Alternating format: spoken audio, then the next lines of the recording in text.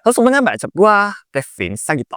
Oke, jadi hari ini gua akan melanjutkan video yang kemarin ya, tentang keluh kesah dari para seller menghadapi kebijakan terbaru dari Shopee dan Face Market lainnya yang membuat seller ini kebanjiran retur.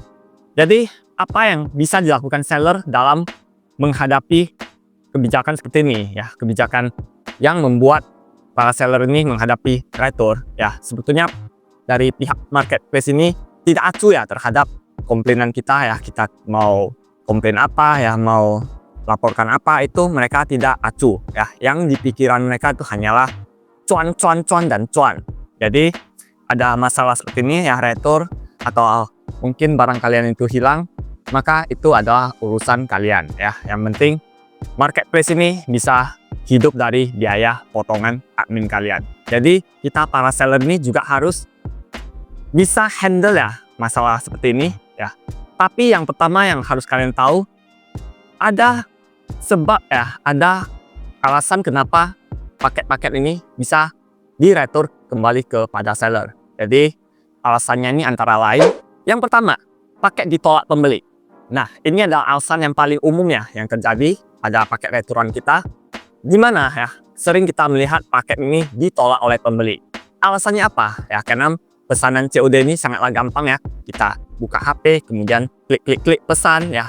Jika barangnya ini sudah datang ke pembeli, rumah pembeli, kemudian mereka ini tidak punya uang ya, bokeh, ataupun mereka sudah tidak memerlukan barangnya ini lagi, mereka ini bisa menolak ya seenak jidatnya. Jadi ini adalah permasalahan yang sering terjadi pada paket COD kita. Yang kedua, paket tidak diantar kurir. Ada beberapa customer yang mengecek saya, kenapa barangnya ini tidak dikirim, padahal barangnya ini sudah ditunggu-tunggu olehnya. Padahal barangnya ini juga sudah dibayar. Ternyata barangnya ini sengaja tidak dikirim oleh si kurir ya. Ada beberapa alasan kenapa kurir tidak mengirim barangnya ini kepada buyer ya.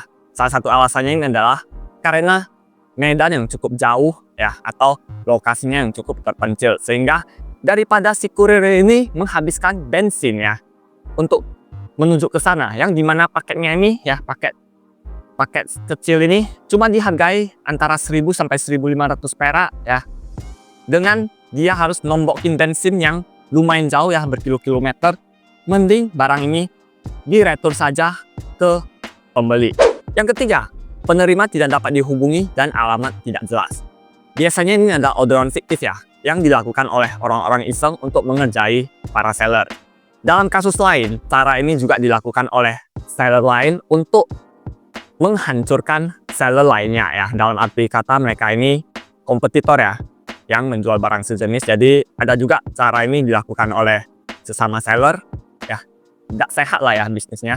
Dan yang keempat nih, kenapa paket-paket ini bisa teretur ya. Ini terjadi karena adanya kebijakan dari Face Market itu sendiri ya. Contohnya ini sendiri adalah COD cek dulu ya. Dengan adanya kebijakan COD cek dulu, maka pembeli yang ketika barangnya ini sudah datang, pembeli bisa mengecek dan melihat barangnya ini di hadapan si kurir. Jika mereka ini tidak suka barangnya, maka barang ini bisa langsung diretur ke si kurir, kemudian diteruskan ke penjual. Beberapa kasus dari saya ini terjadi ya, dalam keadaan barangnya ini sudah tersobek plastiknya, dan ada yang juga sudah terlipat sana sini ya, sehingga barangnya ini sudah seperti barang bekas dan susah untuk dijual kembali. Yang kelima, fitur bebas pembalian. Nah, ini juga adalah salah satu pemicu dalam hal barang-barang ini bisa teretur ya. Dengan adanya kebijakan seperti ini, maka akan sangat dimanfaatkan oleh para buyer ya, terutama buyer-buyer nakal, ketika mereka ingin memiliki baju ya untuk dipakai ke kondangan, ataupun katakanlah mereka ingin sepatu ya untuk dipakai jalan-jalan, maka mereka bisa meminjam selama sehari, 2 hari, 3 hari ya. Setelah itu, jika barangnya ini sudah tidak diperlukan, maka mereka bisa meretur barang ini kembali ke penjual ya. Sudah banyak kasus seperti ini. Namun lagi-lagi yang dimenangkan itu adalah si pembeli. Bangsat kau. Lalu sebagai seller, apa yang harus dilakukan dalam menangani kasus seperti ini? Ya, mengingat kita sebagai seller juga mempunyai hak untuk melakukan aksi defensif. Ya, kita tidak bisa tergantung banyak ya kepada Face Market yang kita jualan ya. kita juga harus melakukan aksi pertahanan. Jadi berikut ya, saya akan share beberapa poin yang kita bisa lakukan ya untuk pencegahan returan COD ini. Check it out. Yang pertama, let it go. Jika kamu adalah seorang seller dengan orderan masuk setiap harinya itu mencapai ratusan, bahkan ribuan per piece ya, maka hal ini bukanlah menjadi permasalahan buat Anda ya, karena saya yakin ini adalah makanan sehari-hari Anda ya, karena orderan masuk sudah mencapai ratusan ya, bahkan ribuan piece, itu sudah memiliki setidaknya ada karyawan yang membantu packing ya. Jadi permasalahannya yaitu kalian ini jikalau memilih ekspedisi yang tidak mengantarkan balik orderan retur kalian ya, maka kalian harus follow up ke ekspedisi yang ada beberapa ekspedisi yang jikalau tidak follow up ya, maka paket retur kalian akan tertahan di sana ya. Di sisi lain juga ada ekspedisi yang ada kurir mengantarnya. Jadi dalam beberapa kasus saya kasus saya udah beberapa lama, jikalau barang tertahan di gudang sana ya, kalian tidak follow up, maka barang ini berpotensi untuk menjadi barang hilang ya di gudang mereka, karena mereka pun tidak follow up kita. Jadi harus betul-betul diketahui ya status paket returan kita ini sampai kemana, jadi sehingga paket ini bisa balik lagi ke kita dalam keadaan yang utuh. Yang kedua, opsi yang bisa dilakukan supaya tidak bertemu lagi dengan pembeli jengkel seperti ini adalah dengan memblokir mereka. Buat apa Shopee dan Face Market lainnya menciptakan fitur seperti ini? Ya tujuannya adalah memblokir mereka ya, supaya mereka ini tidak membeli lagi di toko kita. Jadi kalau ada pengiriman gagal, paket ditolak, paket diretur, blok saja mereka. Yang ketiga, menonaktifkan fitur COD. Kita tahu ya bahwasanya pesanan COD ini ya, hampir 90% adalah barang-barang yang bisa terancam gagal kirim. Ya, karena yang namanya COD ya, kalau pembeli ini tidak serius ya, tidak ada uang ataupun memang cuma sekedar iseng-iseng order ya, maka bisa berakhir seperti ini ya, gagal dikirim.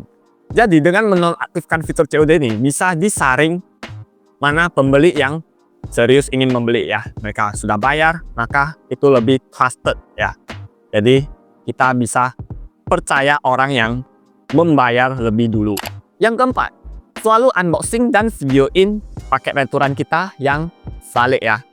Karena dalam beberapa kasus paket ini sudah diganti barang dari dalamnya ya. Jadi kalaupun ada komplainan ya berupa barangnya sudah dipakai, lecet ataupun apalah itu ya, maka segeralah ajukan banding ya, karena setahu saya banding di Shopee itu dan Face Market lainnya cuma diberi waktu, kalau saya nggak salah ya, 3 kali 24 jam. Jadi jika ada permasalahan dalam paket returan kalian, maka segera melakukan banding ya. Jangan lupa untuk melakukan video unboxing dan video ini ya, supaya bukti kita juga lebih kuat.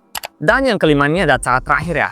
Jikalau benar-benar kalian ini sudah merasa jengkel ya, sudah merasa muak sama orang ini, maka terpaksa cara ini harus dilakukan ya. Karena dalam beberapa kasus ya, banyak sekali SDM rendah yang tidak mengerti arti dari sistem COD ini ya. Asal pesan kemudian barang sudah datang nggak mau bayar ya, ataupun ya pembeli nakal ya sengaja menukarkan barang lain dengan barang yang asli ya. Cara ini memang harus dikasih pelajaran ya. Manusia-manusia SDM rendah ini. Jadi cara ini memang saya yakini beberapa seller sudah tahu ya, tapi saya tidak akan publikasi cara ini di depan sini ya. Nanti yang ada saya yang dibilang saya yang ajari ya. Itu Kevin yang ajari, saya Kevin yang ajari ya. Jadi janganlah, jangan. Dan tentunya kita juga harus tahu ya, apa sebab dari paket ini bisa teretur. Yang seperti sudah saya bilang tadi, bahwasanya tidak 100% paket COD ini adalah paket-paket yang ditolak oleh pembeli ya. Ada juga paket yang sudah terbayar namun gagal dikirim ya. Alasannya apa? Yang seperti sudah saya sebutkan tadi, karena adalah kurir yang malas antar ke pembeli ya, karena alasan kejauhan ya, kedalaman ya, itulah banyak sekali permasalahannya. Jadi itu saja video saya ini. Jika kalian suka, like, comment, share, dan subscribe. Nantikan lagi video saya selanjutnya. Dan bye-bye.